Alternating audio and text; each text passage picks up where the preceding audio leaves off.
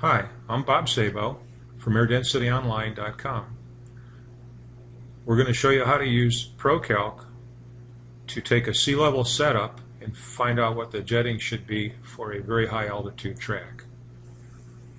First thing we do is go to our baseline profiles, in which we have two profiles set up.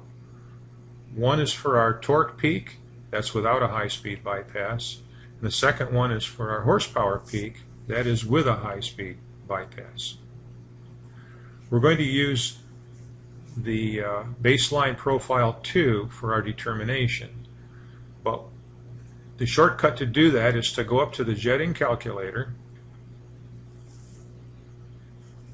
and we're going to select one of three calculators: main bypass, engine nozzles, and jetting from pressure. We also have to select our horsepower peak profile, so that we'll do that first. Now we're going to select jetting from pressure. That's one of the three calculators.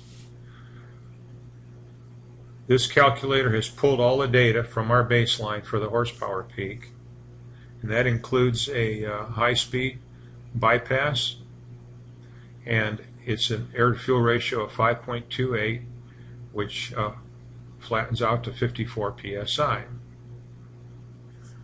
The weather that we're going to be going to in this high altitude track is 85 degrees, 25% humidity, and the local corrected barometer is 29.5. However, the altitude is 5,400 feet. If we add the altitude with a corrected barometer, ProCalc will determine the uncorrected barometer setting, which is necessary for tuning.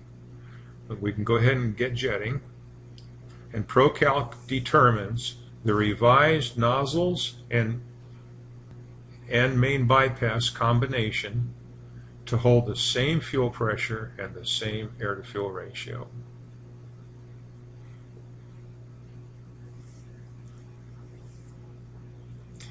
The nozzles have been reduced from 29s down to 25s. The main bypass has been changed to a 98. The uncorrected barometer was calculated, and that shows up 24.21, and the density altitude is over 9,000 feet.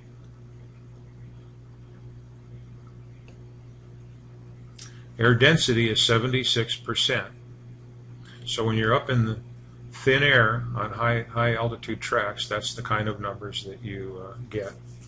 This combination will run the same air-to-fuel ratio, get the same spark plug color.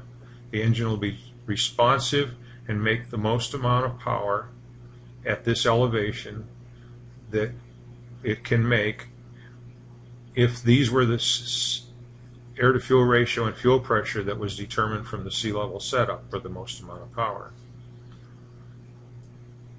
The power will be down, however, because of the thinner air, but it will be the correct air-to-fuel ratio with a very responsive engine, and essentially the best you can do in the thinner air.